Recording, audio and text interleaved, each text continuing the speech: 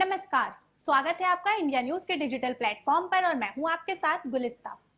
कांग्रेस के राष्ट्रीय नेता चाहे कितनी ही कोशिश कर ले, लेकिन सचिन पायलट ने अपनी अलग राह चुन ली है। उन्होंने कई दिनों पहले ये तय कर लिया था कि अब वो कांग्रेस में नहीं रहेंगे। याद कीजिए 15 मई को जयपुर में आयोजित की गई आम सभा में पायलट ने क्या ऐलान किया था। सचिन पायलट की जनसंघर्ष यात्रा के समापन के दौरान जयपुर में 15 मई को उन्होंने स्पष्ट कहा था कि जनसंघर्ष यात्रा में पैदल चलने वाले नौजवानों के पैरों में छालों की कसम, अब वो पीछे हटने वाले नहीं हैं। पायलट ने अपने इरादे सार्वजनिक सभा में जाहिर करते हुए ये ऐलान कर दिया था कि उन्होंने अपनी नई राह चुन ली है।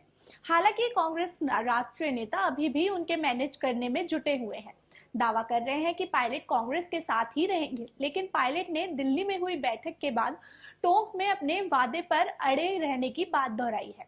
सचिन पायलट जानते हैं कि अगर वो कांग्रेस में रहकर कुछ खास नहीं कर पाएंगे, पायलट नेतृत्व चाहते हैं और कांग्रेस में उन्हें नेतृत्व करने का मौका मिलना संभव नहीं है।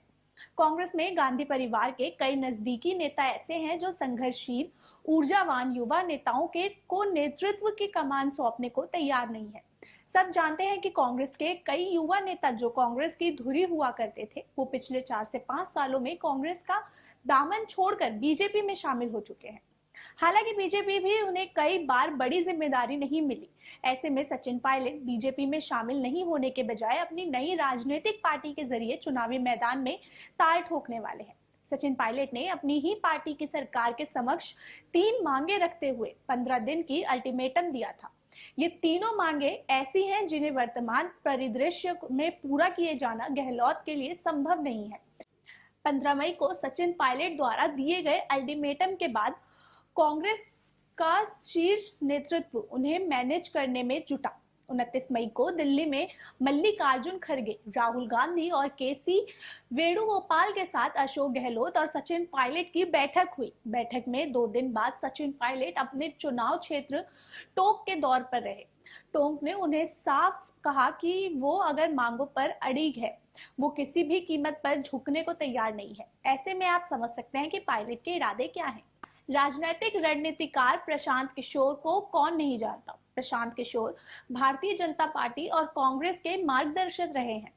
अब उनकी कंपनी आईपैक सचिन पायलट के लिए नई राह चुनने का मार्ग तय कर रही है। प्रशांत की टीम पिछले कई महीनों से एक्टिव है और देश के नौजवानों को राजनीति से जुड़ने का आह्वान कर रही है।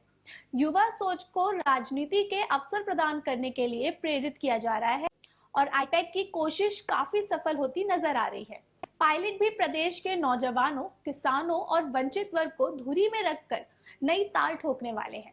संभवतः 11 जून को बड़ा ऐलान कर सकते हैं, क्योंकि 11 जून को उनके पिता राजेश पायलट की पुण्यतिथि है।